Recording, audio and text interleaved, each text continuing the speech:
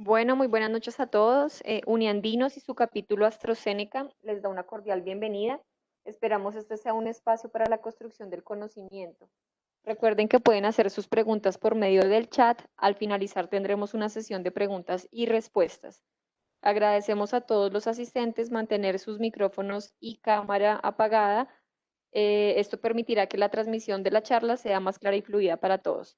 Al finalizar esta charla, los invitamos a responder una corta encuesta, la cual colocaremos en el chat de esta sala virtual. En este momento invito a Alfonso Vicini, quien es el vicepresidente del capítulo de AstraZeneca, para que pueda realizar la presentación de nuestro conferencista invitado. Bienvenido, Alfonso.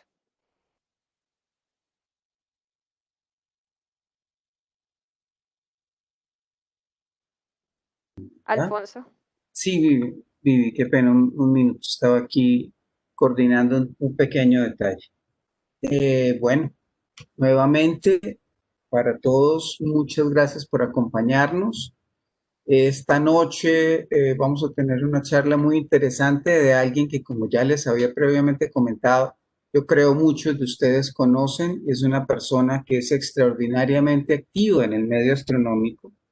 Wilder es de los socios así capitales pues de Asasac, una persona muy involucrada en todo lo que es difusión científica y es la persona operativa en el observatorio y el grupo de astronomía de la Universidad Sergio Arboleda. Así que es muy normal que lo encontremos en actividades en Facebook, que encontremos muchísimos videos donde él es quien está haciendo no la labor que está haciendo hoy de conferencista, sino más la labor de moderador que en este momento estoy haciendo yo. Wilder Reyes, él es tecnólogo en sistemas, él es miembro de la Comisión Colombiana de Cohetería C3 y como ya dijimos, el planetarista del Observatorio Astronómico de la Universidad Sergio Arboleda. Es básicamente el observatorio regentado por también quienes ustedes conocen de hace mucho tiempo y es Raúl Joya. O sea, ellos son, entonces estamos hablando de alguien que está al lado de quien empezó en muchos sentidos el tema de la astronomía amateur en el país. Por eso el foco de él además ha sido siempre muy centrado en poder llegar a todo el mundo. Y son conferencias y charlas muy agradables y muy interesantes. Wilder, muchas gracias por acompañarnos y te dejo ya con la audiencia. Listo, espero me están oyendo bien en este momento. ¿Sí o no? ¿Quién me contesta? Listo, Sí, Juan. señor, perfectamente. Listo, muchísimas gracias. Muchas gracias, Alfonso. Muchas gracias a ustedes por haberme invitado a dar esta charla sobre el sueño de Ícaro. Esta es una charla que realicé hace algún tiempo para Asasac, en el cual queríamos hacer una seguidilla de charlas contando todo este tema aeroespacial, contando cuáles eran los inicios y cómo fue realmente la evolución de la astronáutica en nuestra vida y en nuestra historia como tal. Entonces quiero arrancar con un video, es un poquito largo, pero es interesante de observar. Entonces espero que lo disfruten así como lo disfruto yo de este video.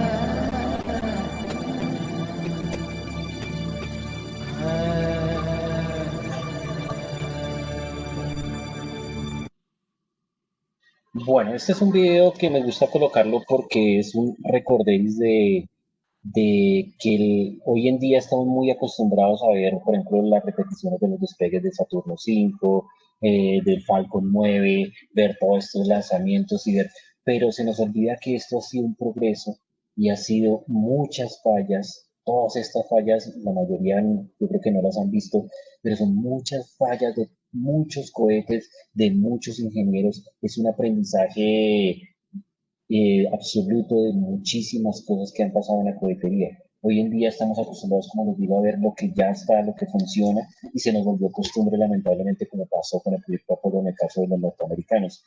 Se nos volvió costumbre ver esos cohetes grandísimos salir y que muy chévere, que todo, y que si llega a pasar algo, pues detienen, ¿sí? Pero no hemos visto todo el trabajo y el sudor que hay detrás y estas grandes personas que soñaron en grande y que soñaron llegar más allá de solamente unos cuantos metros por encima de nosotros. Entonces esta charla va dedicada más que todo a esto, al comienzo a estas grandes mentes que nos hicieron hoy estar tan acostumbrados a llegar al espacio y a ver esas increíbles fotografías desde el espacio. Entonces vamos a arrancar con la leyenda de Ícaro. Como decía esta charla, pues yo creo que Ícaro es de los primeros relatos, de las primeras historias que tenemos en las cuales a alguien se le ocurrió llegar más alto que los de demás humanos que encontraban. Pero para hablar de Ícaro, pues hay que hablar un poquito de Dédalo. Dédalo era el papá de Ícaro y él era un buen constructor, era un buen arquitecto, era excelente, pero más que él, su sobrino que se llamaba Perdix, era mucho mejor que él. Entonces, siempre en todo lo que él hacía, el sobrino siempre le ganaba porque era excelente constructor, excelente arquitecto, excelente artesano, mucho mejor de lo que era Dédalo. Esto hizo que a Dédalo le diera como la envidia, sintió envidia por su sobrino y en algún momento lo invitó a la cornisa de uno de los templos de Atena y dijo que si le ayudaba a construir algo que estaba haciendo él allá arriba. Y pues Perdix subió con Dédalo y cuando estuvo arriba, Dédalo lo empujó por la envidia y lo hizo caer. En ese momento en que Dédalo cayó, Atena, que estaba por ahí pasando, lo salvó, lo recogió y lo convirtió en un ave, que hoy en día la conocemos como la perdiz. Y esta ave no se levanta mucho porque recuerda precisamente ese miedo que sintió por elevarse mucho, no se levanta sino unos cuantos centímetros del piso. Entonces, esta es como la historia. Gracias a esto que pues, se dio a conocer que Dédalo había empujado a Perdix y lo había, entre comillas, matado, pues a Dédalo lo echaron y terminó yendo hacia la isla de Creta, donde el rey Minos tenía un hijo que era el Minotauro, que todos conocemos que era mitad toro, mitad persona. Pero este hijo necesitaba sangre humana, necesitaba sacrificios, y pues para que eso sucediera, entonces como Dédalo era tan buen arquitecto, el rey Minos lo puso a que hiciera este famoso laberinto que conocemos hoy en día. Lamentablemente, esa no es la única aventura que tiene Dédalo, porque la hija del rey Minos, que era Diana, se enamoró de uno de los semihéroes de Teseo, y Teseo la convenció para poder matar a su hermano el Minotauro, que estaba en el medio del laberinto. Adriana fue y rogó a Dédalo que la ayudara para que Teseo pudiera cumplir esa promesa. Teseo le había prometido a Adriana que se le iba a llevar para Atenas y la iba a convertir en su mujer.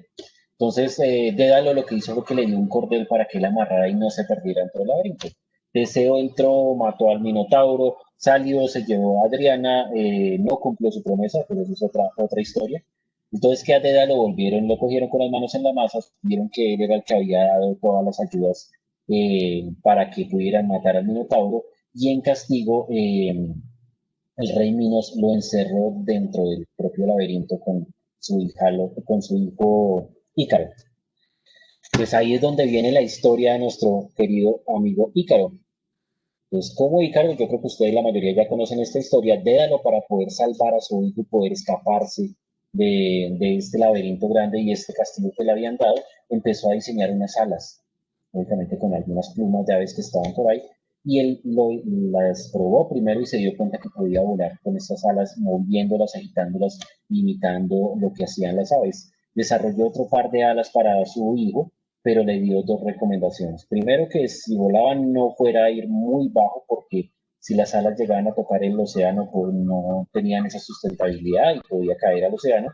Y segundo, no podía elevarse mucho, porque la cera en la que estaban pegadas las alas y la estructura de las alas se iba a derretir por la cercanía al sol y pues se iban a romper. Cosa que como todos sabemos, Ícaro no hizo caso y subió, se emocionó muchísimo por esta habilidad nueva que tenía, que era volar, que no había tenido ningún humano hasta ese momento. Se elevó muchísimo el sol, hizo pues su acción de calor sobre la cera con la que estaba pegada estas alas y lamentablemente Ícaro murió. Entonces esa es una de las primeras historias que tenemos en el mundo donde los seres humanos empiezan a pensar en llegar mucho más alto. Después de esto vamos a avanzar un poquito más de años, un poco mucho de años, y los primeros que empezaron realmente a concebir el cohete, a concebir a llegar un poco más, fueron los chinos y la pólvora. Los chinos inventaron la pólvora cuando los taoístas intentaban crear una poción para la inmortalidad, y a raíz de esto ellos empezaron a utilizar la pólvora haciendo cohetes, pero no cohetes que fueran hacia el espacio, sino cohetes como armas.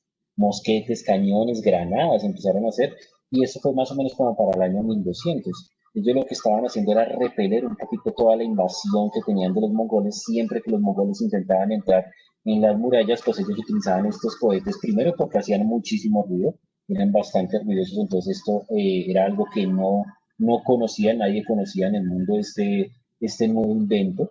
Entonces los mongoles siempre se asustaban, y segundo porque eran incendiarios, entonces si llegaban y tocaban algo, algo que pudiera prender, ya sea algunas ramas secas o algo así, prendían y ya producía fuego, entonces eso detenía a los mongoles. Lamentablemente los mongoles después de un tiempo pudieron ingresar a China, capturaron a uno de estos monjes, a una de estas personas que creaba estos juegos pirotécnicos, porque no era otra cosa sino juegos pirotécnicos, y pudieron capturar esta tecnología. Esa la utilizaron ellos mucho tiempo después para tratar de invadir Rusia. Y a través de Rusia, al parecer, fue que llegó hacia Europa la tecnología de la pólvora. Lógicamente, los mongoles chinos también llegaron, intentaron invadir Japón en este entonces, bueno, en alguna parte, y también utilizaron toda la parte de la pólvora. Entonces, esto se volvió ya un invento grandísimo que se empezó a utilizar como arma. Entonces, los chinos fueron los primeros que iniciaron todo esto. Otra de las personas, que aunque pareciera que no, pero otra de las personas que empezó a soñar más allá, pues es nuestro querido conocido amigo Johannes Kepler, que yo creo que para muchos de nosotros tiene ya más que cartas de presentación, pero pues voy a hacer así un resumen abuelo de paro, porque sé que muchos de los que están acá ya conocen la historia de Johannes Kepler, pero pues este era un tipo que era hipocondriaco. Yo siempre he dicho que él es el Pedro Remalas de la ciencia, siempre le pasó de todo, que era muy ensimismado, muy en su mundo, tanto así que ustedes de pronto conocen la historia de que cuando él dictaba clase, él se metía en su cuento y los alumnos se iban y él nunca sabía en qué momento se iban los alumnos, sino después de un rato volteaba a mirar y ya no había nadie en la clase, todo este cuento, pero era un excelente, excelente matemático y siempre estuvo involucrado con todo el tema de la astronomía y de poder predecir las órbitas de los planetas. También tuvo una educación muy religiosa, que esto influyó muchísimo en todas las decisiones que tuvo Kepler ya grande. Lamentablemente él era el mejor matemático, pero no tenía los datos para poder predecir ese movimiento de retroceso que hace el planeta Marte, que es el que más lo hace de los planetas conocidos en ese entonces, para poder saber más o menos cómo era la órbita de los planetas.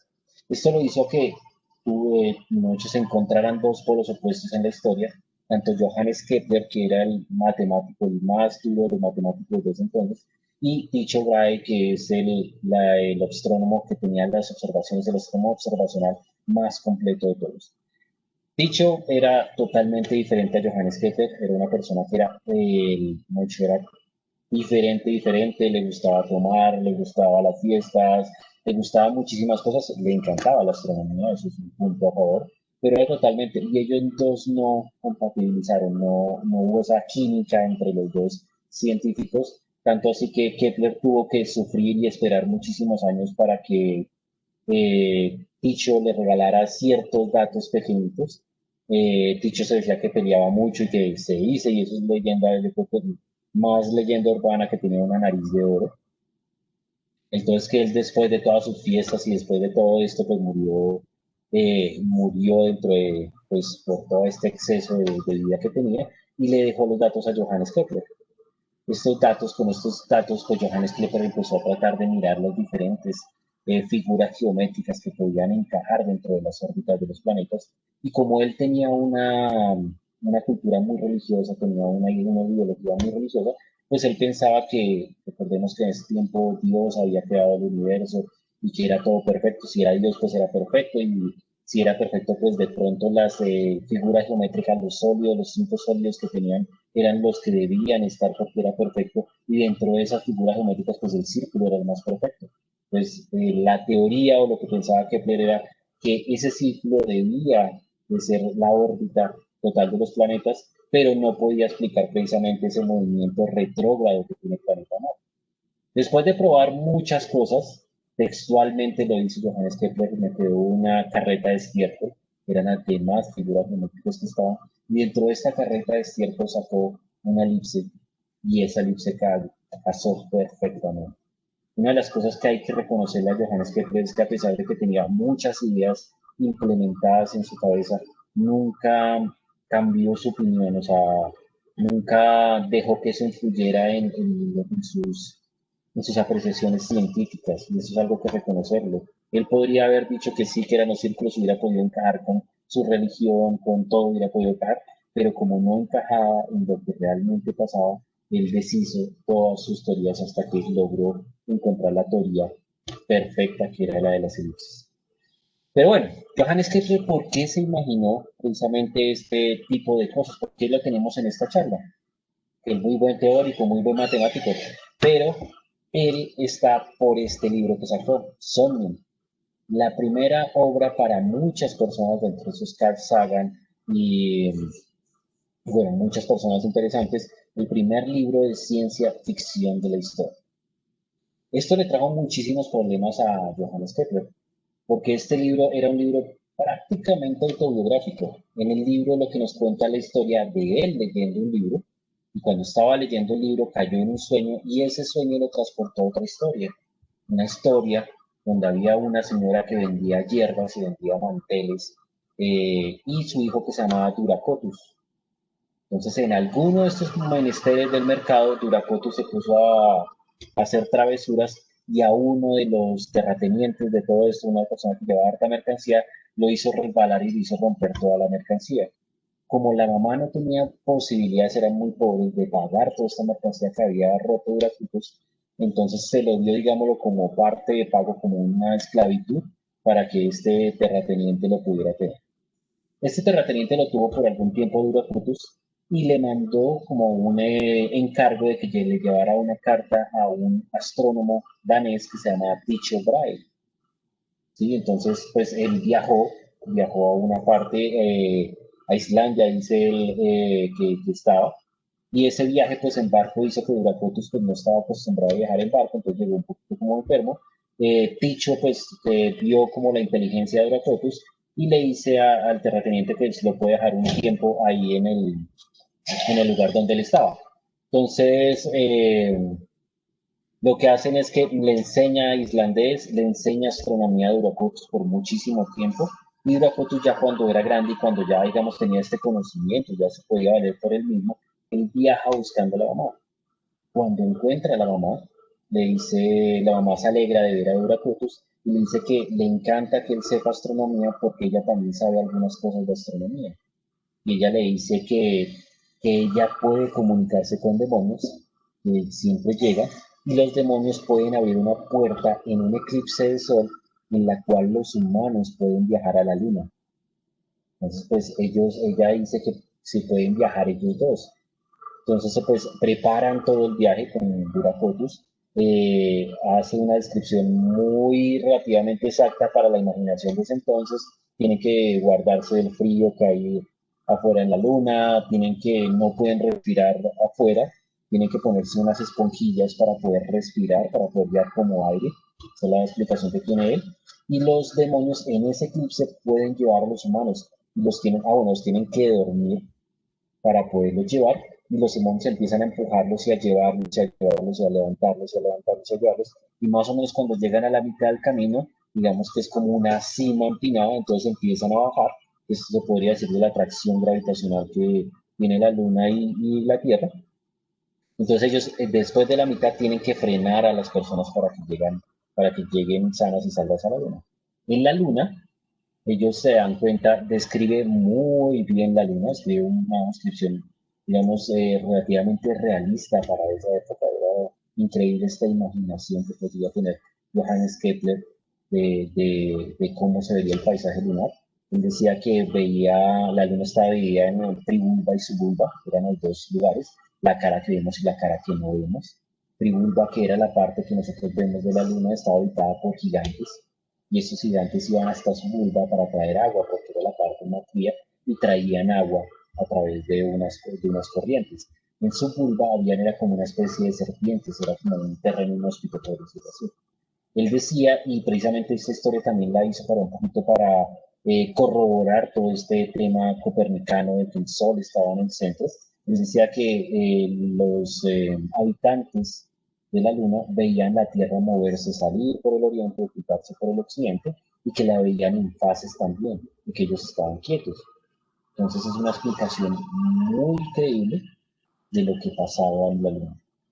Después él pues despierta de toda esta historia y él escribe las memorias de lo que soñó. Lamentablemente la mamá de Kepler era una persona bastante compleja que vendía hierbas, era como hierbatera. En este tiempo empezó todo el tema de las brujas, entonces era bastante tosca, bastante pelieta la señora. Entonces empezó a pelear con muchísima gente hasta que dijeron que ella era bruja y encontraron precisamente esta novela que había hecho Kepler, que parecía que era muy autobiográfica de Kepler, o sea, vendría siendo Kepler, y la mamá pues podía hablar con demonios y podía llevarlos a ellos a la luna, que pues Kepler también trabaja todo ese tema de astronomía. Entonces hizo que esto la declararan bruja.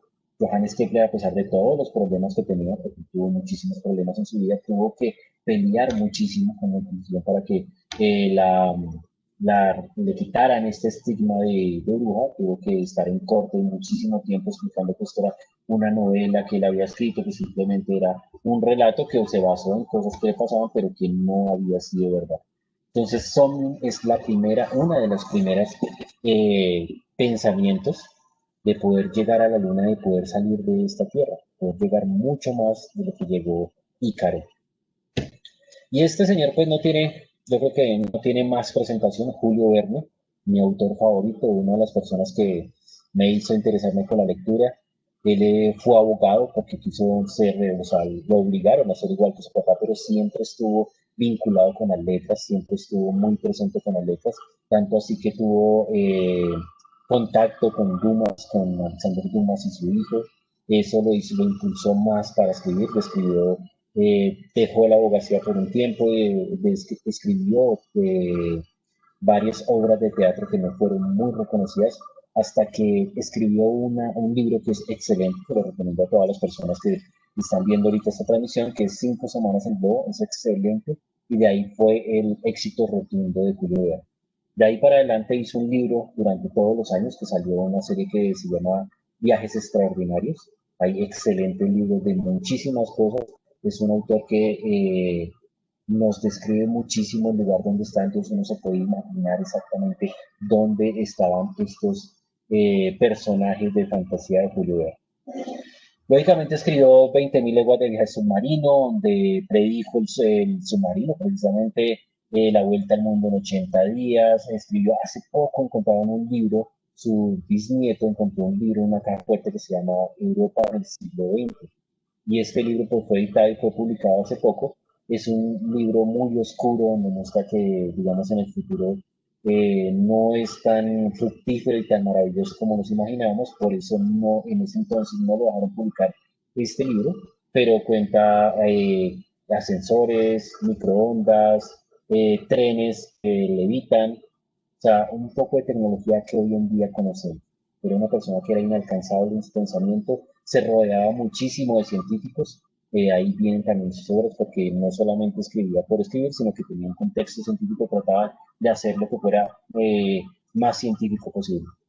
Y pues lógicamente, dentro de estas obras, la más conocida de estas es De la Tierra a la Luna, otro de los primeros, y esta obra marcó el comienzo de lo que llamamos, de lo que vamos hoy en día de conocer el espacio.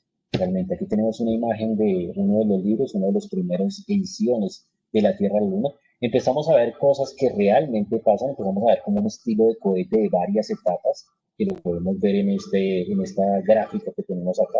Vemos que esta bala, que en este entonces era una bala, tenía diferentes etapas.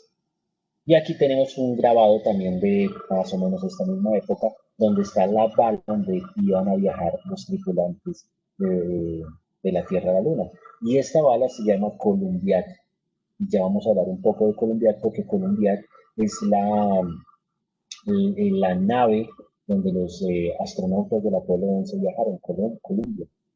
Y ellos también le colocaron este nombre gracias a De la Tierra a la Luna, además que en el viaje hasta la Luna leyeron varios pasajes del libro de Julio Verne. Entonces ha sido una persona que este libro marcó realmente nuestros sueños de llegar al espacio. Ya acelerar un poquito acá porque ya son 7:40 creemos. Obra científica de la Tierra a la Luna, excelente, uno de los mejores libros. Realmente son dos libros, de la Tierra a la Luna y alrededor de la Luna, que salieron en tiempos diferentes. Hoy en día lo conocemos como un solo libro que se llama De la Tierra a la Luna y nos cuenta la historia de estos caballeros norteamericanos que después de la Guerra Civil les gustaba crear armas y pues después de la Guerra Civil pues quedaron sin hacer nada porque no había guerra. Entonces a J.T. Maston, que era como el presidente del Gun Club, se le ocurrió la grandiosa idea de enviar con un cañón gigante, enviar una cápsula hacia la Luna. Lógicamente tenía su contrapartida, su enemigo número uno, que era precisamente un personaje que creaba escudos y creaba armaduras para evitar todos estos cañones que generaba J.T. Maston, era el mejor enemigo que podía tener, y empezaron con una pelea grande. Eh, Hicieron una convocatoria a nivel mundial para que dieran donaciones para poder hacer este proyecto. Una de las cosas que Julio Verne no atinó es que Colombia dio $300 para esta gran aventura, cosa que creo que nunca va a pasar en nuestra vida real. Entonces, esto es increíble. Llega un personaje que es Ardan, que es francés, y él le dice que le va a colaborar, que va a suministrarle el dinero, pero que él quiere viajar en la cápsula. Al final terminan los tres viajando en la cápsula, terminan dando vueltas porque realmente se descachan los cálculos y quedan como si fuera una luna orbitando la luna, quedan dando vueltas alrededor de la luna, y con unos cañones que tenían, ellos cambian el curso y caen en el océano. Cosas que predijo, lanzamiento por pólvora, por decirlo así, por combustible, que fueron en la cápsula Columbia, muy cerca a Cabo Cañaveral. Si ven el título original es de la Tierra a la Luna en 97 horas, que son más o menos cuatro días, exactamente, prácticamente exactamente como fue en la vida real. O sea, tiene muchísimas coincidencias. Julio Verne era una persona que era muy visionaria. Y esto es una muestra, una pequeña muestra de las demás novelas que él tiene que son increíbles. Otro de los grandes que pensó y que precisamente se inspiró en Julio Verne, porque aquí en adelante vamos a ver que la mayoría se inspiró en Julio Verne, es Georges Méliès, famoso cineasta, digamos que el primero y el más grande cineasta que hemos tenido. Nació en París, era hijo de una familia que era zapateros, que tenía una zapatería en París. Él viajó a Inglaterra para aprender inglés, realmente no aprendió, pero él estaba entusiasmado y ilusionado con toda esta vaina de los magos, de las ilusiones. En lugar de aprender inglés, se la pasaba metido allá viendo espectáculos de ilusionismo. Al regresar a París intentó seguir los pasos y montar un teatro de ilusionismo. No lo dejaron, su familia lo hizo trabajar en la zapatería. Él trabajó modificando, arreglando y mejorando las máquinas. Esto le ayudaría más adelante con todas las cosas que él hizo. Cuando el papá murió, pues los hijos separaron digamos, las acciones de esta zapatería.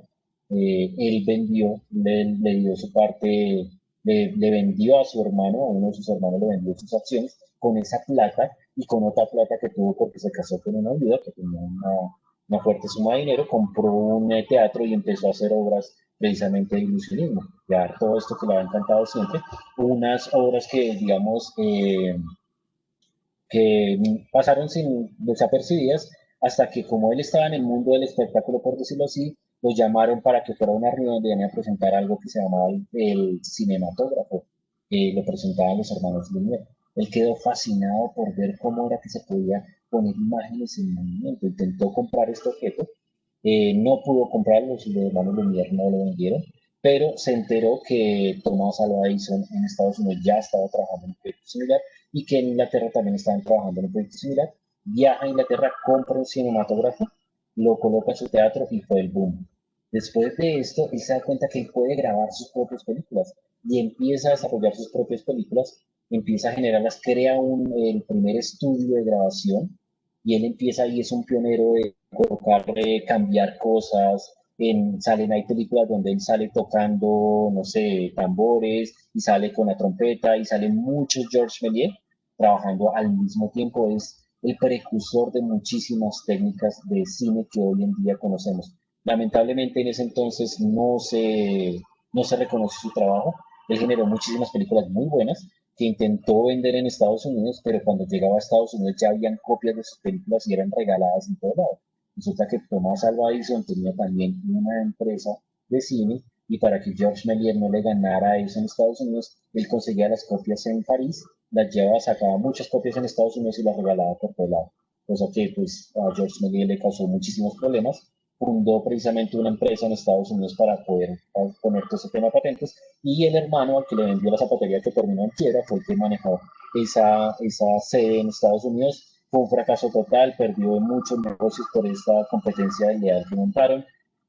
Terminó prácticamente en la calle hasta que al fin algún periodista lo reconoció, hizo un reportaje sobre él y al final terminaron dándole como un apartamento en una casa de actores más adelante, pero prácticamente vivió en la pobreza absoluta a pesar del reconocimiento que alcanzó a tener antes de morir. Pero, lógicamente, él nos dejó una obra increíble. No la voy a dejar toda por cuestiones de tiempo, pero esta es solo una obra que hay que ver. Es el viaje a la luna.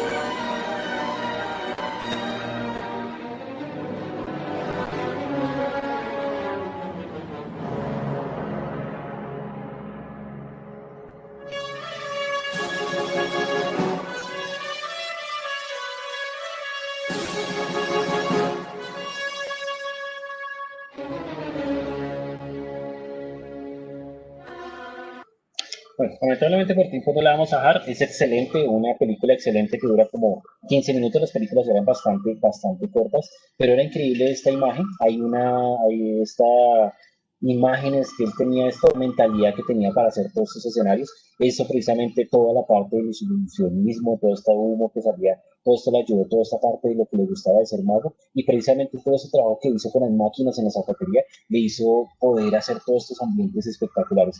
Es un pionero totalmente, Georges Méliès, de toda esta técnica. Hay mito urbano que dice precisamente que esa cara de la luna que es tan icónica, donde cae precisamente el cañón, es la cara de Georges Méliès. Esa es una de las tantas historias que tenemos. Aquí hay otro aquí es donde se empieza a colocar un poco más oscura la historia de la cohetería y de todo esto. Este señor es un peruano, Pedro Paulet Mostajo, hay información muy contradictoria en lo que él hizo. Pero voy a tratar de ser lo más correcto posible, contar la historia un poco. Él nació en Arequipa, como ven, el 2 de julio de 1834, se dedicó más que todo fue a toda la parte de relaciones públicas, viajó por el mundo. Se dice que él era muy buen científico, que era desde pequeño le gustaba desarrollar muchísimas cosas científicas y eso lo hizo que se fueran, digamos, llevando hasta que se convirtió en un relacionista público peruano. Fue embajador en varias ciudades del mundo, pero él dice que en 1892-95 él desarrolló el concepto del primer avión torpedo, como lo ven ustedes acá. Este avión tenía cohetes acá, podía despegar de forma horizontal, giraba las alas y podía viajar en forma horizontal. Y este era el concepto que él desarrolló mucho tiempo antes que los primeros científicos que se conocen hoy como la historia de los creadores de la cohetería fueran desarrollados. Es un poco complejo porque cuando se empezaron a dar todo este concepto de cohetería, cuando empezó a resurgir este tema de cohetería en Alemania, que Fritz von Opel, que es el creador de estos autos Opel en Alemania, empezó a colocarle cohetes a sus vehículos y a hacer pruebas. Él dijo, no, yo ya había hecho esto mucho tiempo antes, colocó una carta en Perú, una carta pública en el periódico, contando que él ya había desarrollado cohetes y que podía tener la fórmula de, del combustible mucho mejor de la que lo tenían los alemanes. Esta carta la hizo él llegar a los alemanes, a toda la parte, toda la gente que estaba manejando cohetería en Alemania, cosa que se hizo como una licitación pública para que pues llegara alguien y dijera, sí, mire, Pedro Paulet sí fue realmente, pero no llegó nadie. Si ustedes buscan la información que hay de Pedro Paulet, es información en español. Toda la información, prácticamente toda la información que hay sobre Pedro Paulet es peruana. No hay información en otro idioma diferente. No se reconoce que ha sido uno de los inventores. Probablemente él no patentó, puede que él sí lo haya hecho, pero no patentó ni le dijo a nadie sus inventos y por eso no está tan totalmente reconocido en la historia. Aquí tenemos un bosquejo de lo que podría ser el sistema Paulet de 1902. Lo que él ya decía que anteriormente ya lo había desarrollado y lo había pensado, lo mismo que el combustible. Y tenemos los bosquejos directamente de lo que él hacía y muchos, digamos que los historiadores peruanos, que son los que realmente han hecho como la historia de Pedro Paulet, se basan y basan como su informe en un libro de Werner von Braun, donde nombra a Pedro Paulet como uno de los pioneros de la cohetería en el mundo. Ellos dicen, pero pues lógicamente del dicho al hecho hay mucho trecho. Es un personaje bastante controvertido. Se pueden encontrar cosas en las que ni siquiera lo nombran cuando hablamos de cohetería. Y hay, como les digo, en español hay muchas cosas ahí. Muchas hablan de la aerodinámica de su avión torpedo, de cómo él se imaginaba que tendría que ser una forma cilíndrica para poder aguantar las presiones de la velocidad. Hablan de muchísimas cosas más. Se dice que hay una estampilla, la estoy buscando, no la encontré, una estampilla estadounidense, donde le hacen honor a Pedro Paulet. La verdad no la encontré, encontré estampillas peruanas y encontré muchos documentales peruanos donde hace Pedro Paulet, pero no a nivel internacional no hay ningún rastro de Pedro Paulet más que lo que les acabo de comentar. Konstantin Tchaikovsky es otro de los grandes. Voy a adelantarme rápidamente porque hay muchos todavía por hablar. Él desde pequeño siempre le encantó, siempre pensó en viajar más allá. Cuando pequeño sufrió una grave enfermedad y quedó prácticamente sordo, de una audición muy baja. También murió su mamá, lo que lo hizo que no pudiera entrar a estudiar con todo el problema que tenía, más que no tenía, digamos, responsable porque su papá trabajaba mucho, pero esto no impidió que él llegara a los libros de historia. Siguió estudiando matemática y física, iba a la biblioteca del pueblo donde vivía y seguía estudiando. Se convirtió en profesor de secundaria, pero siguió desarrollando muchos inventos y siguió escribiendo muchísimo. Escribió uno de los libros que es base de la cohetería actualmente, que es sobre viajes espaciales. Desarrolló cohetería, desarrolló la teoría de la cohetería. Podemos ver acá un cohete como se lo imaginaba él. Se imaginaba paredes dobles para evitar micrometeoritos, como hoy en día existe. las dos cámaras de combustión que siempre iban a ir abajo, donde iba a salir aquí la boquilla, digamos, donde iba a pulsar el combustible para la propulsión del cohete. Se lo imaginaba en esta forma como de gota, para poder evitar, como sabía que tenía que ir a grandes velocidades para poder llegar al espacio, para evitar toda esta presión sobre el cuerpo, se imaginaba unas tinas donde se hundía uno, digamos que podía uno meterse en la tina, digamos que soportaba toda la presión de las fuerzas que podrían actuar sobre una persona cuando viajaba en cohetes. Se imaginó las esclusas para poder salir al espacio exterior, que prácticamente gracias a estos diseños podemos salir al espacio exterior en las naves. Se imaginó, y ya para finalizar, él ya estuvo trabajando sobre un tren que levitaba. Entonces, imagínense la capacidad tan grande que tuvo este señor para poder desarrollar muchísimas cosas. Hoy en día, pues tenemos los cohetes y guardando proporciones, prácticamente son muy parecidos, si no la estructura es la misma de la que hizo Minkowski. Una de las frases célebres de él: la Tierra es la cuna de la humanidad, pero no se puede vivir en una cuna para siempre. Y eso es muy claro y es una de las frases célebres y muy buenas de Minkowski que hizo. Apoyó la vida extraterrestre, pensaba que sí habían extraterrestres, lógicamente que no habían venido, pero que sea forma de comunicarse con inteligencia extraterrestre.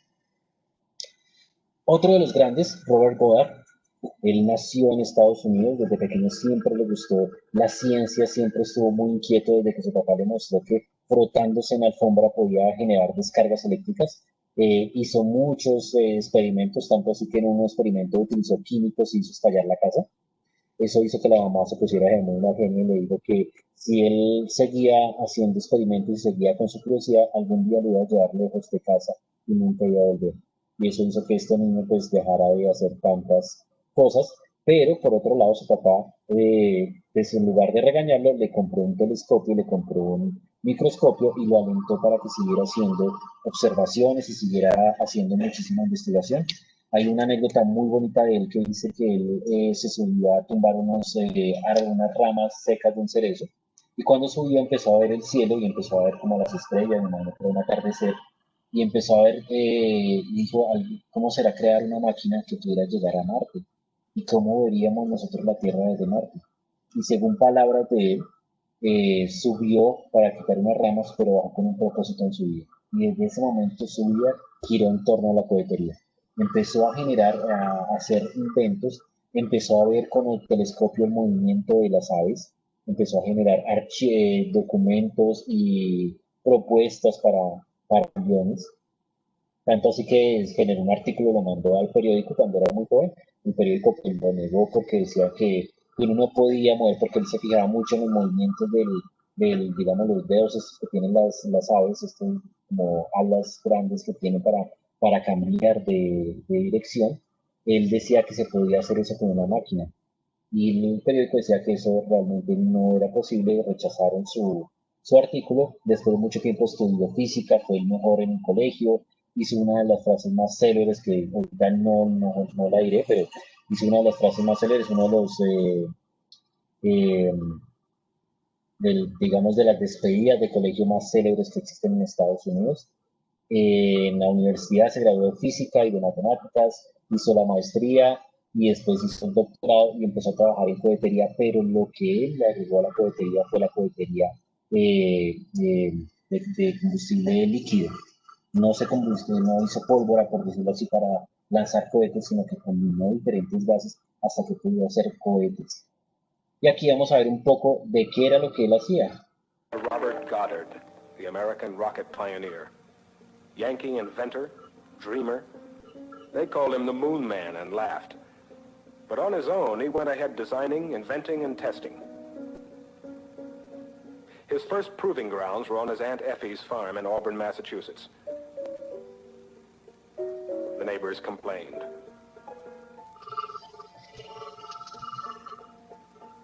With a grant from Daniel Guggenheim, he moved to New Mexico with his wife Esther, who was also his camera woman.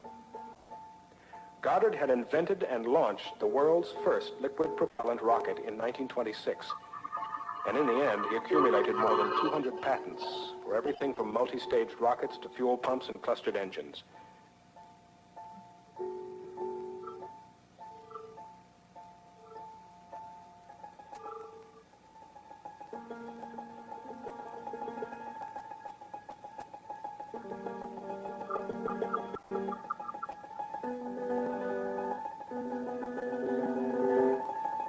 By the year 1930, his rockets achieved a speed of 500 miles per hour and an altitude of 2,000 feet. This was the year in which the 3 Apollo astronauts were born. Goddard had a vision of the age of space, but the world was too slow to make it happen before his death.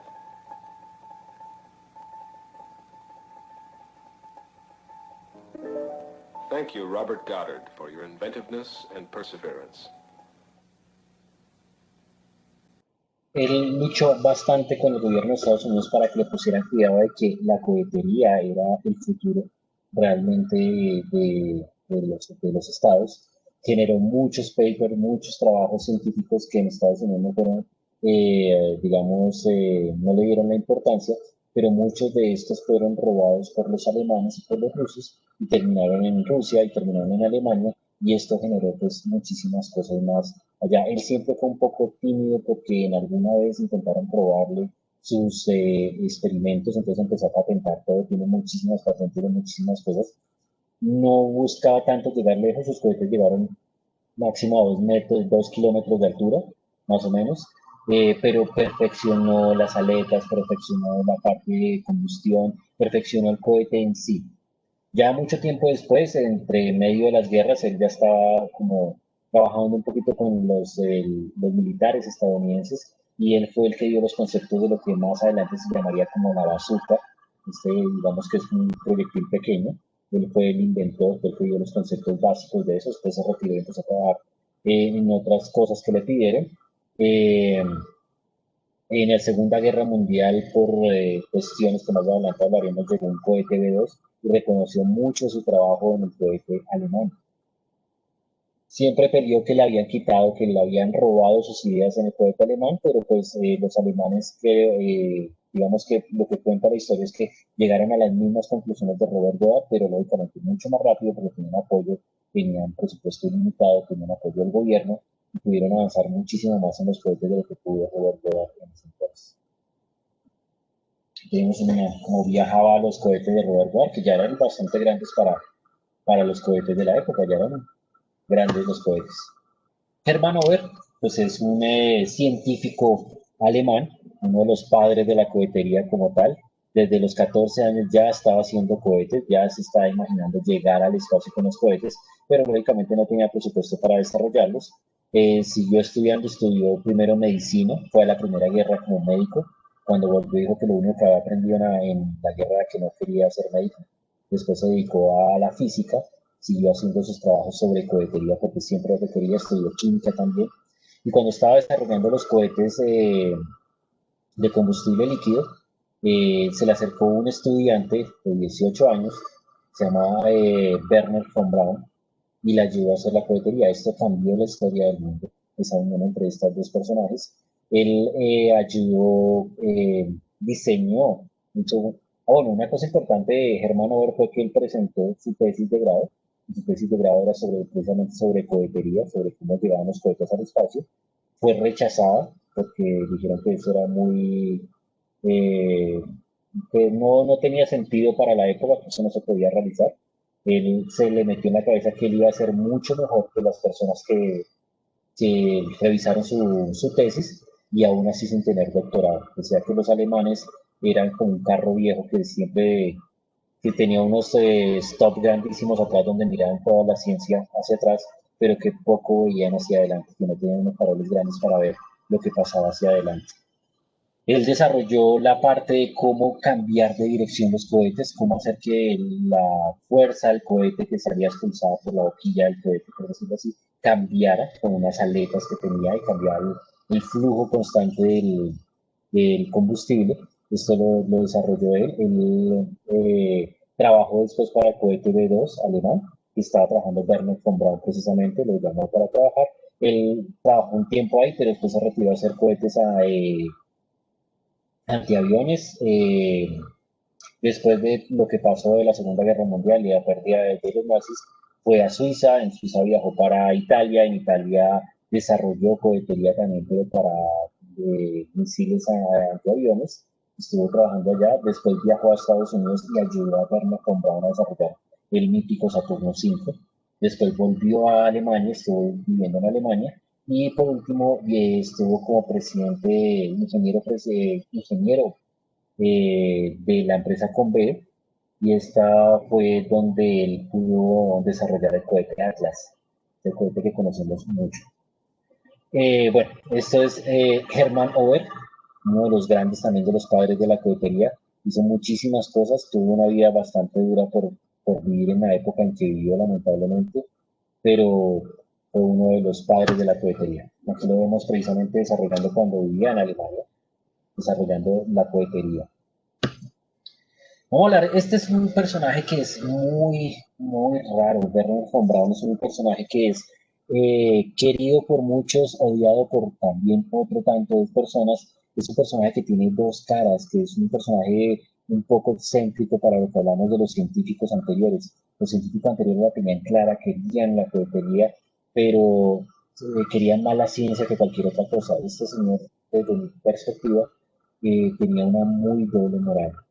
Él pues nació en Estados Unidos, era un conde como tal, pero lógicamente ya en la época que le tocó, ya estos títulos los quitaron, pero podían tener ese título, digamos, en su nombre como tal. Era de muy buena familia, le llevaron a muy buenos colegios. Dentro de esos terminó estando con Hermann Ober en una universidad donde aprendió a desarrollar cohetería gracias a Hermann Ober. Esto le cambió la vida, dice que Germán Oder fue la estrella de la vida de él, fue el que le dio un motivo y un rumbo a él en su vida. Siguió desarrollando cohetería, empezó siendo del partido nazi, él pidió que fuera del partido nazi, en ese entonces pues, no era militar, pero sí pertenecía al movimiento nazi. Después, cuando ya empezaron a darle trabajo y empezó a trabajar para los nazis desarrollando armas, y en especial el cohete B-2, pidió ser del militar nazi. Se sabe exactamente su número que le dieron. Tuvo bastantes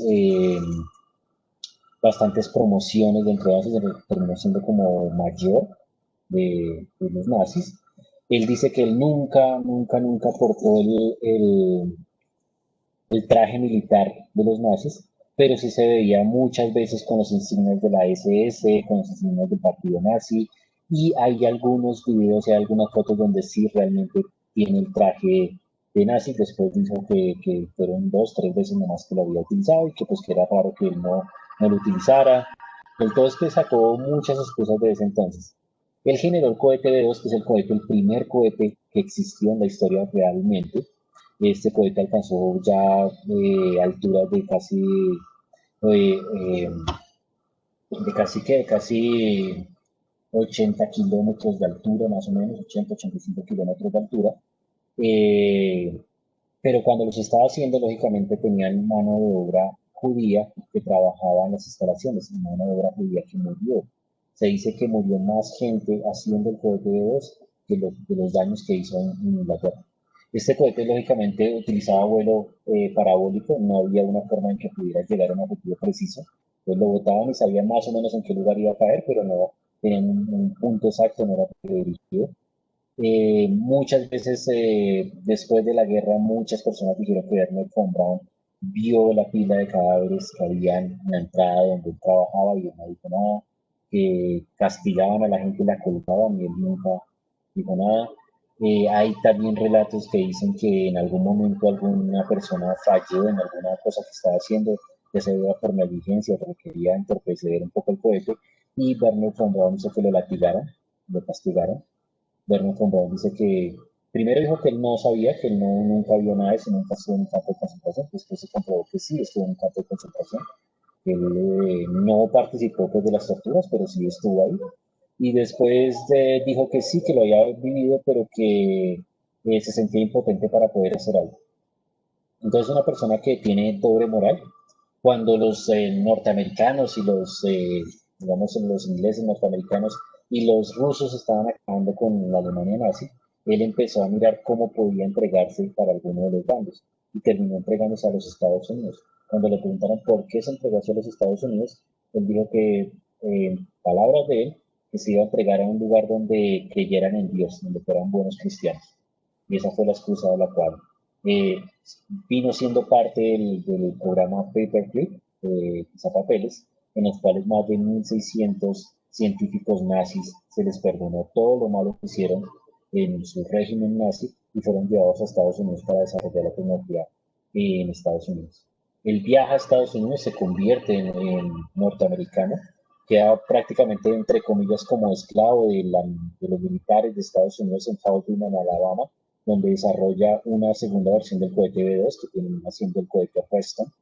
Es un cohete con grandes alcances, pero ya en este momento ya hay un tema de cambio de mentalidad, hay una carrera, pero es una carrera espacial, y entonces lo que hacen los Estados Unidos es que cambia y lo cambian a él hacia la NASA, y es donde empieza a desarrollar el mítico Saturno 5, lógicamente pasó por Saturno 1, 1B, hasta que llegó al Saturno 5, y ahí se volvió una persona que fue muy influyente en Estados Unidos, que muchos de los norteamericanos lo querían, sale con Walt Disney y muchas historias promoviendo la carrera espacial norteamericana, y pues lógicamente es una de las personas más importantes de cohetería, pero tiene esa doble militancia. Prácticamente se vendía el mejor postor en su momento, se vendió tanto para los nazis para que le dejaran hacer su cohete, y se vendió tanto para los norteamericanos para que siguieran dejándole hacer cohetes. Él siempre dice que él siempre apuntó hacia los planetas y siempre lo molestaban diciéndole que apuntó hacia la luna, pero terminó cayendo en la Tierra, los cohetes que él realizaba. El cohete A4 o B2, A4 porque realmente eran los Aggregate 4, era la cuarta versión de este cohete, pero Hitler le cambió el nombre y le colocó Venganza 2, por eso digamos el nombre oficial es B2. El cohete, como vimos que desarrollaba casi 85 kilómetros de altura, era un cohete ya de bastante altura, ya prácticamente llegaba al espacio este cohete, pero lo utilizaron simplemente para la guerra y lo mandaban en vuelo parabólico para bombardear Bélgica y bombardear Inglaterra. Llegó muy tarde a la guerra este cohete porque, pues, como todos sabemos, se perdió la guerra, los nazis perdieron la guerra, y pues la tecnología, todos estos papeles de la tecnología, de todo esto que querían desarrollar tanto Rusia como Estados Unidos, porque una pelea, una constante guerra tratando de buscar esta información. Se sabía por polacos que los alemanes estaban desarrollando, ellos decían que como una bala gigante, que la transportaban en trenes grandísimos, entonces ya se sabía que había algo. Empezaron a caer estos cohetes, porque no todos, lógicamente, no todos fueron exitosos, ya lo vimos al comienzo en el video, no todos los cohetes fueron exitosos, entonces caían en ciertos lugares, entonces empezaron a ver que había esta tecnología, los aliados. Tanto así que en algún momento cayó en Polonia, cayó un cohete prácticamente completo, y los polacos lo recogieron antes de que llegaran las fuerzas militares nazis para recoger los pedazos. Y esto fue escondido y fue transportado y sacado hacia Inglaterra, y Inglaterra hacia Estados Unidos. Y ahí fue donde donde Goddard vio el cohete, el B2, y pudo ver muchas de las cosas que él había desarrollado, los vio en este cohete, aunque como ya decimos, según todas las investigaciones, nunca hubo copia. Ellos decían, Werner von Braun y Hermann, que ellos sí leyeron todos los artículos que hacía Goddard, pero que eran muy discretos. O sea, él siempre contaba qué estaba haciendo, pero no lo contaba al detalle, no contaba cuál era la mezcla con el estilo que él estaba desarrollando. Entonces, al parecer no hubo copias, sino se llegaron por dos caminos diferentes y llegaron a las mismas conclusiones. Los cohetes, estos eran los cohetes realmente, estos pequeñitos, el A1 y el A2 que vemos ahí, eran más o menos de una altura de unos 50 a 30 centímetros de diámetro, y alcanzaron alturas considerables, unos 2 kilómetros más o menos de altura. Tenían problemas, ustedes ven, no tienen aletas, entonces no había estabilidad. En el A3 ya empezaron a meterle aletas y empezaron a ver, pero tenían problemas con la parte del combustible, y pasaron no directamente del A3 sino hasta el A5. En el A5 lo que hicieron fue devolverse un poco, si ustedes ven el A5 es un poquito más bajito que el A3, y lo que hicieron fue reconstruir todo, volver a reconstruir toda la parte del combustible, y mejoraron las aletas. Del A5 ahora sí vamos por el A4, que es el que conocemos como el B2, que fue realmente el cohete que voló. Hay una versión A4B, que es una versión para que lo que se pretendía era que como que quedara planeando para llegar a distancias mucho más lejanas con este cohete. A6, A7, A8 fueron conceptos que se querían hacer para la guerra, para diferentes circunstancias de la guerra, no se llegaron a hacer, pero se pasaron a esbozar. Y A9 y A10 era un proyecto ultra secreto que se llamaba América. Se pretendía construir un cohete que se pudiera lanzar desde Europa y llegara directamente a suelo estadounidense. Eso era lo que se pretendía con estos cohetes, por eso estos tan grandes y estos alerones tan grandes para que fueran aerodinámicos y pudieran llegar lo más lejos posible. Bueno, aquí vamos a saltarnos este video porque veo que nos está ya cortando el tiempo. Vemos aquí un poco toda la parte de la destrucción que dejó en Inglaterra y en diferentes lugares de Europa este cohete. Aquí es donde vemos que, como todos sabemos, la ciencia se puede generar para cosas buenas o para cosas malas, lamentablemente. En este caso, y lamentablemente la guerra impulsa muchos avances científicos, en este caso la cohetería, pero la utilizó para cosas que no deberían ser.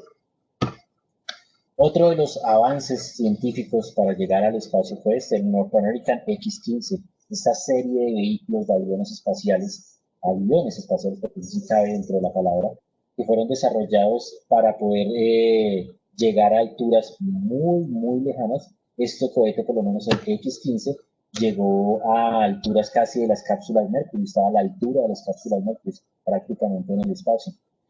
Consiguió varias marcas que todavía no se han podido tumbar.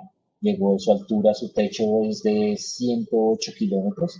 Recordemos que para el consenso internacional el espacio está más allá de la línea de Kármán, o sea, los 100 kilómetros, la que está por encima de la atmósfera, está prácticamente en el espacio. Tanto así que tenía unos retrocohetes este avión para poder maniobrar en el espacio porque ya no hay sustentabilidad. Velocidad tiene casi unos 7.000 kilómetros por hora, o sea, es supremamente una bala total, es un cohete avión espectacular. Aquí vemos más o menos cómo es, la tripulación es de uno nomás. Al principio se manejaban 3 joysticks, o sea, se manejaba uno donde manejaban el avión y manejaban los otros donde podían maniobrar en el espacio. Vemos que es de 15 metros, la envergadura de 6 metros, de casi 7 metros, la altura de 4 metros, el área del ala es de 19 metros cuadrados. Ahí tenemos un poquito del motor, que era un motor a reacción, el motor de a reacción cohete con combustible líquido. La velocidad máxima a 7.270 kilómetros por hora, el alcance de 450 kilómetros, el techo de 108 metros, es un récord total. Es más, a los pilotos que que viajaron en estos aviones, se les entregó las salas de astronautas, unos por parte de la Fuerza Aérea Estadounidense, que ellos consideran que el espacio está a partir de los 80 kilómetros, y otros internacionalmente que ya subieron más de 100 kilómetros. Dentro de esos tenemos a un piloto muy conocido que fue Neil Armstrong, el primer hombre en pisar la luna, voló y manejó estos aviones. Se hicieron 3 aviones, de los cuales solo sobrevivieron 2. Lamentablemente uno perdió su aerodinámica en pleno vuelo y se volvió pedazos en más o menos un área de 130 kilómetros sobre Estados Unidos. El otro de los aviones sufrió un problema, un percance en uno de sus tren de aterrizaje. Se dañó, pero pudo reconstruirse y el piloto salió bien. Y digamos que estos son los aviones espectaculares que hacían. Mucha de la tecnología que utilizan las cápsulas Mercury fueron desarrolladas para este avión.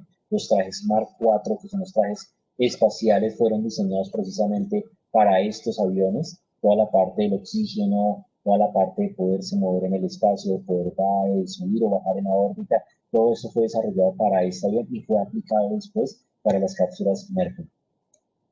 Voy a dejar un poquito este video para que veamos cómo funcionaba este avión.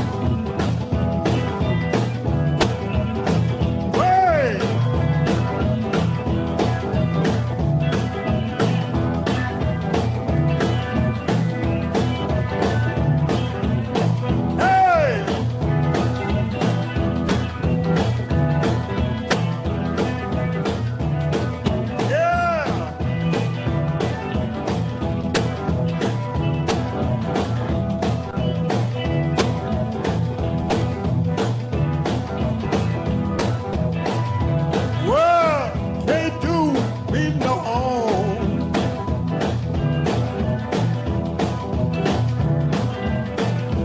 Oh boy, I'm a long way from home. What can't do me no.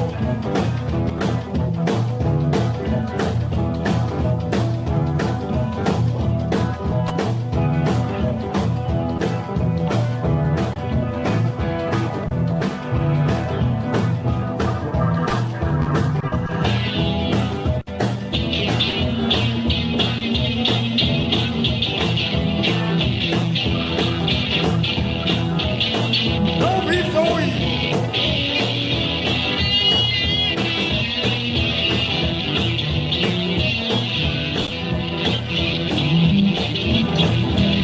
Don't be so mean.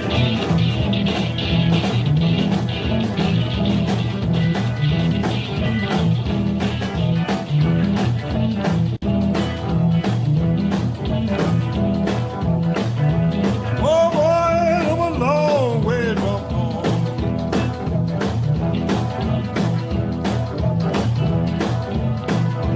Oh boy, I'm a long way from home.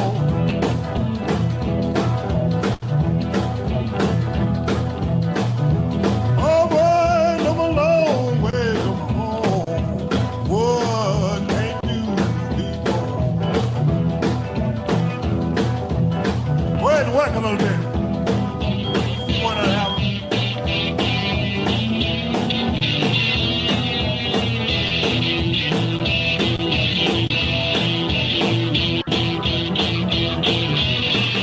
Yeah.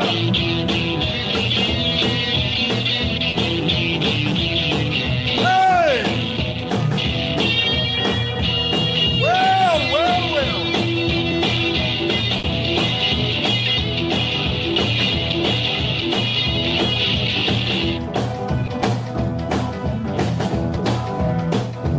Well, I can't stay alone.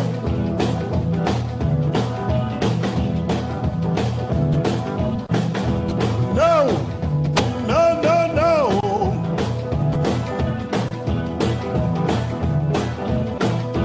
Well, can't do me no harm. Oh boy, I'm a long way from home.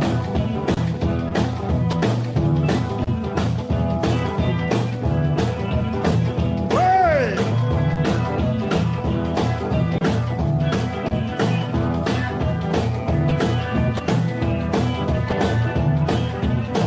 hey.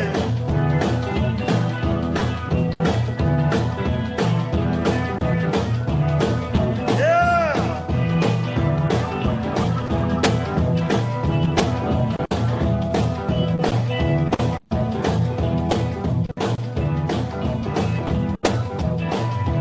Well, can't do me no harm.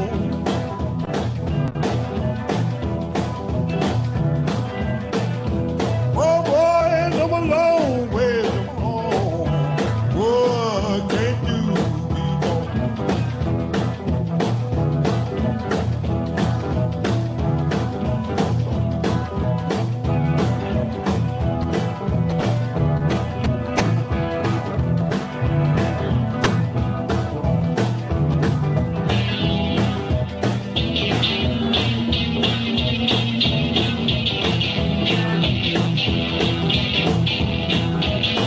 Don't be so evil.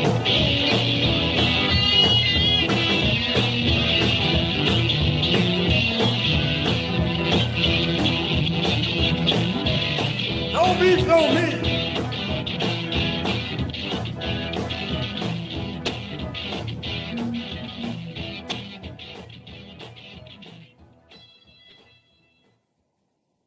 Bueno, ahí vimos imágenes del X-15, este excelente avión. Vimos, por ejemplo, a Neil Armstrong precisamente maniobrando, y hay unas fotos con este. Y vimos la fatiga que sufre este avión. Si ustedes ven cómo estaba quemado toda la parte del ala, precisamente por el roce con la atmósfera del ingreso de este avión, se queman bastantes partes.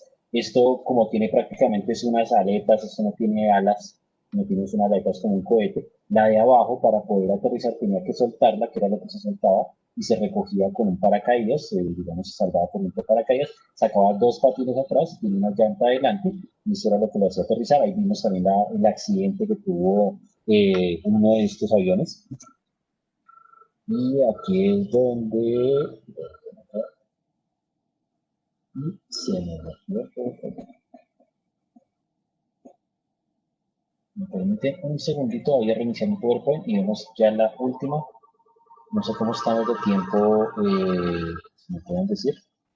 En este momento son las 8:28. Estamos así como cercanos a la hora. Es impresionante ver la cantidad de daños estructurales que sufría el X-15 en el proceso, ¿no?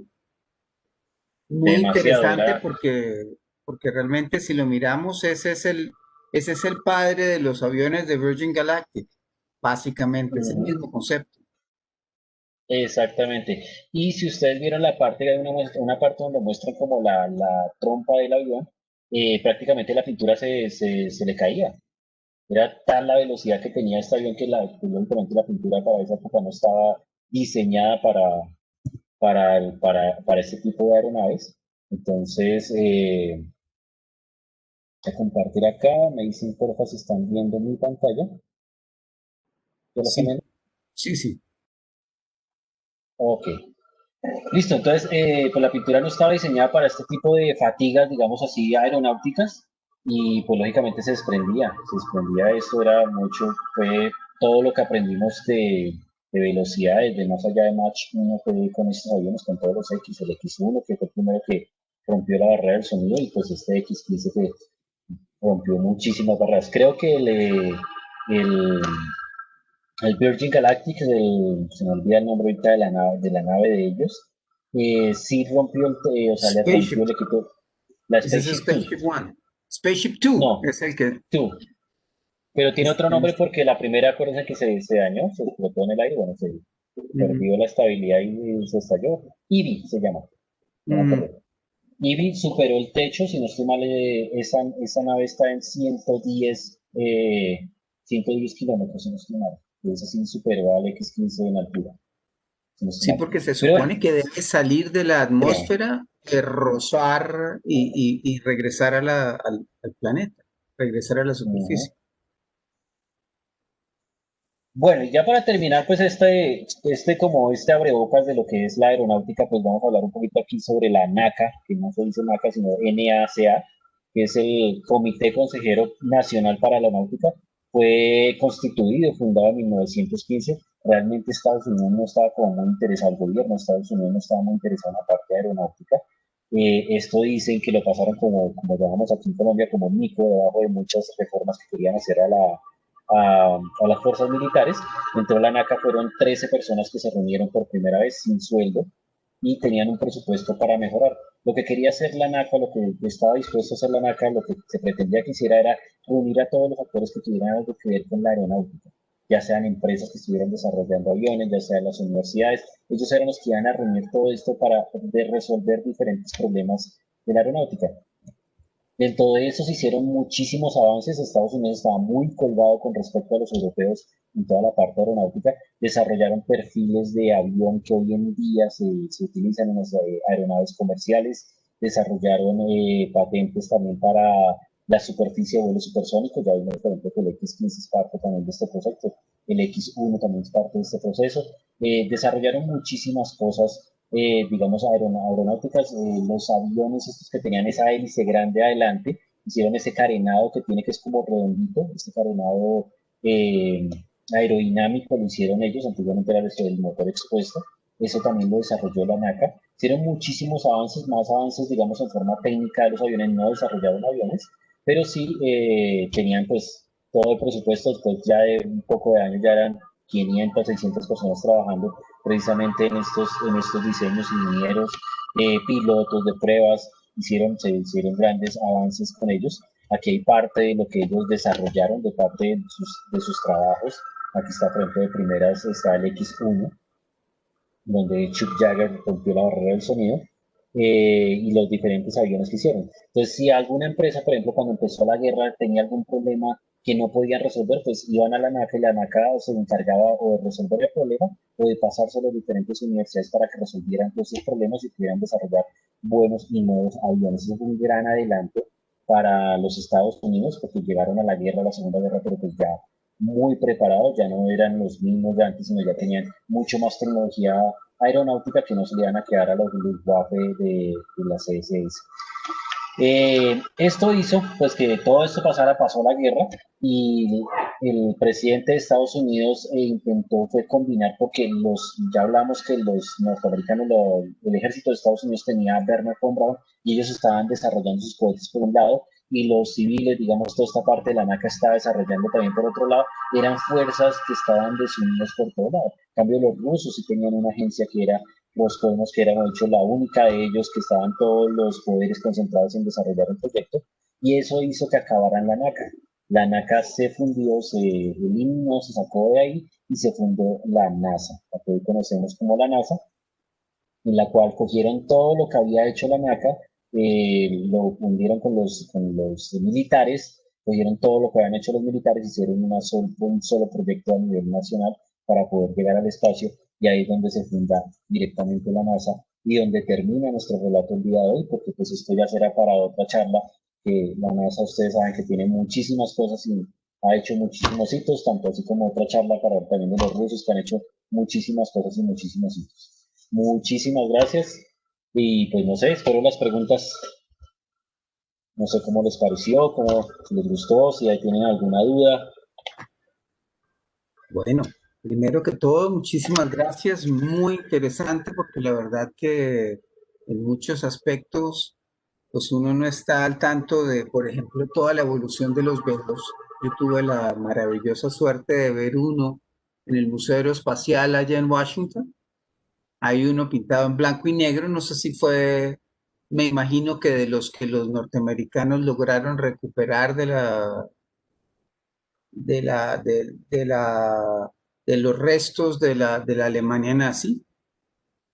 Y está y pues lo que siempre se ha dicho, por lo que yo entiendo, es que unos, unos se quedaron con el genio y los otros se quedaron con los restos de lo que había. Se dice que los rusos entraron y se apropiaron de gran parte de los prototipos que tenía el régimen nazi en desarrollo. Los norteamericanos se llevaron al científico.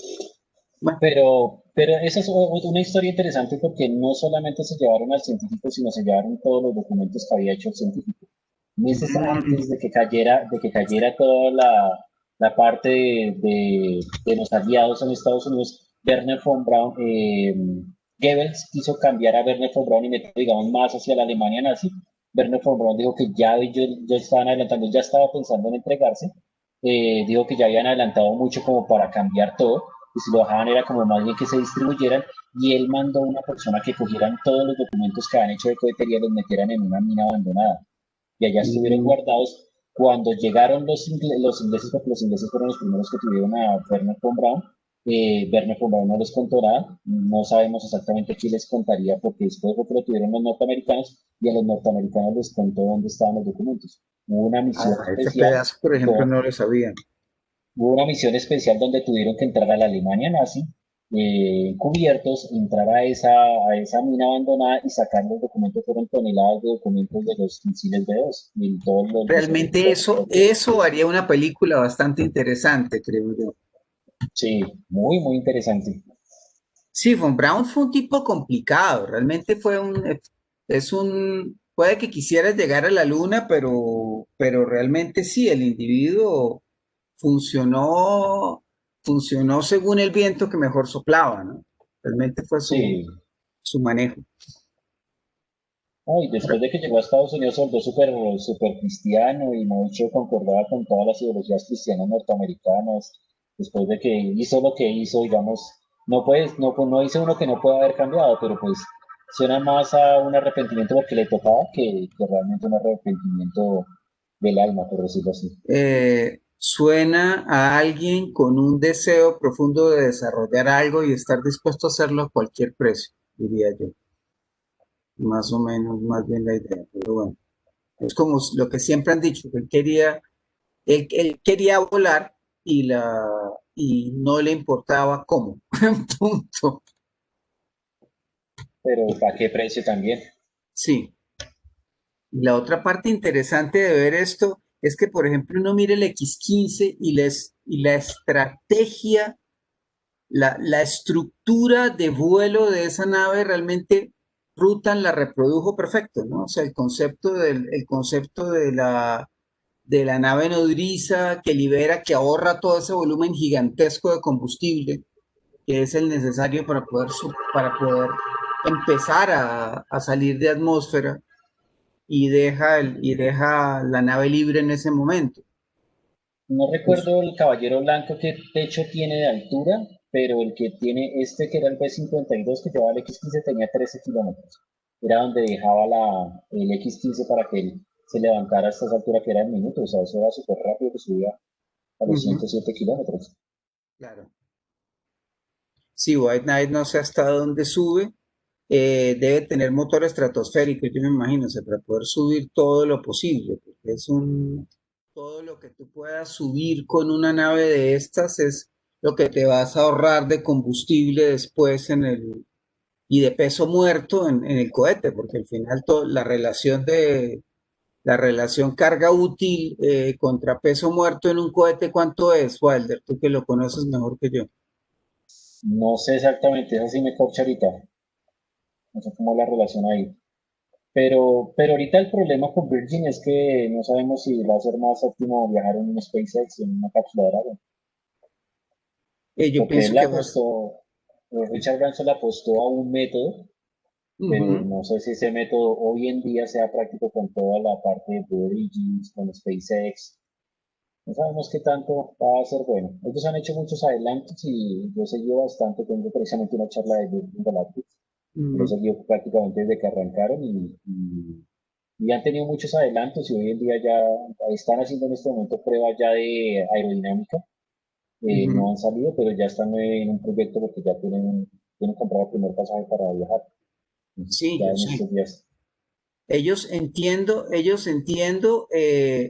de hecho, su primer vuelo, que ya está contratado, realmente no es de pasajeros, ¿no? Es un vuelo científico.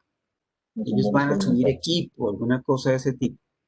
Pero pues esa nave, creo que la gran ventaja que tiene es la velocidad de reciclaje, por ejemplo, porque bueno, no sé el comportamiento en el tiempo. Sabemos que esas gigantescas aletas no son fáciles de gestionar. De hecho, creo que fue el problema que produjo la, la es- el que se estrellara y se mataran el primer grupo de pilotos de prueba bajo Virgin Galactic, no entiendo. Sí, Pero, cambió de sentido en las alas y perdió ujú, totalmente la aerodinámica. Que fue chao, más o menos lo que le pasó al X-15 que decía, ¿no? El X-15 tiene claro. otra ventaja que tuvo casi 290 y algo de vuelos perfectos. Pues ningún problema. Lo que tuvieron ahí fue taller de investigación, cantidad de tiempo, de horas de vuelo para poder investigar de todo lo que quisieron. Ese es un aspecto interesante, o sea, el tema de iteración también, ¿no? Por ejemplo, cuando uno ve el desarrollo de SpaceX con sus cohetes, el loco este de Elon Musk dice, no, pues es que seguramente vamos a perder varios y por ejemplo, desarrollando los Falcon perdieron cualquier cantidad también, hasta el punto de que él decía que ya, o sea, el último que logró volar, él dice, era su última oportunidad. El cohete en ese momento o lograba cumplir el objetivo o él tenía que cerrar porque estaba quebrado. Cuando cuando finalmente la aeronave logró pues Despegar. despegar, exactamente. Y para Sí, hacerlos aterrizar también perdió varios, como cinco o seis. eso precisamente es lo que quería como resaltar en esta charla, es todo el trabajo que hay detrás de llegar al espacio, tanta gente que se imaginó viajando a la luna, tanta gente que se lo imaginó y lo diseñó, tanta gente que hizo pruebas, tanta gente que estalló. Por ejemplo, una de las cosas que Godard tuvo más desaciertos que aciertos. O sea, casi los cohetes de él nunca despegaron muy poquitos de los que él realizó, pero él siempre decía que de todos los errores él aprendía, entonces que Claro, para él todos fueron éxitos, sí. todos fueron éxitos. Y él nunca despegó, por ejemplo, el agregat 1 de los rusos, de los alemanes, perdón, subió muchísimo más alto que el más fuerte que hizo Goddard.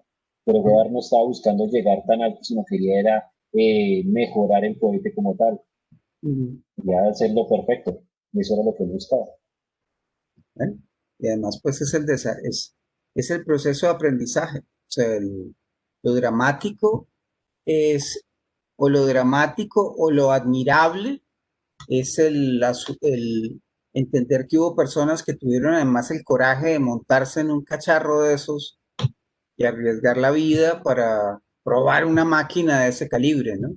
Como los del Apolo 1, que en su día fallecieron, o los locos del Mercury, que los locos del Mercury, o sea, realmente los calificaban como talos. Estos tipos son unos suicidas. Y las Precisamente esposas, eso creó precisamente el mito de los astronautas. Usted ve un astronauta se respeta porque es por ellos, porque ellos se le montaban a cualquier cosa, así no tuviera alas.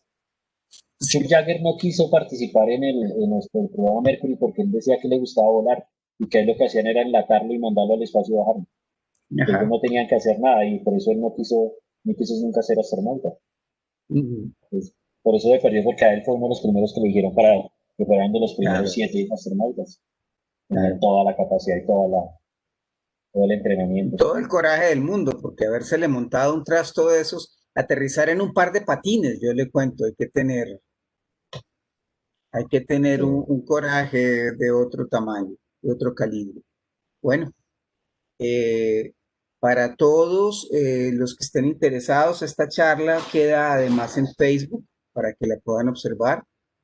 Eh, ha sido bastante interesante, muy agradable además porque el recorrer la historia del desarrollo de la aeronáutica y el desarrollo de la cohetería es efectivamente uno de los grandes esfuerzos de la humanidad.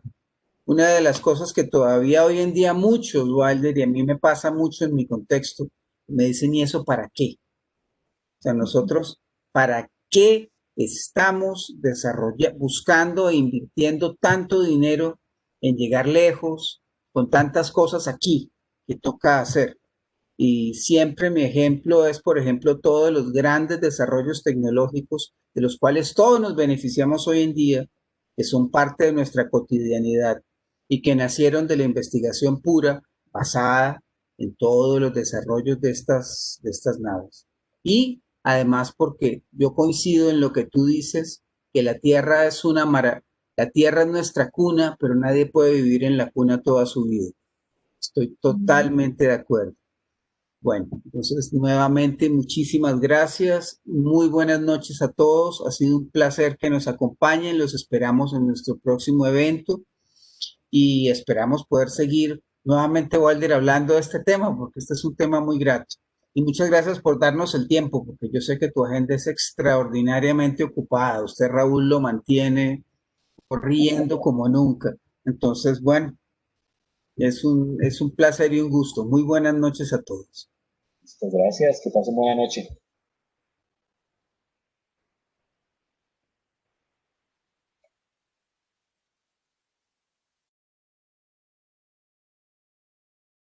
Hasta luego. Muchísimas gracias.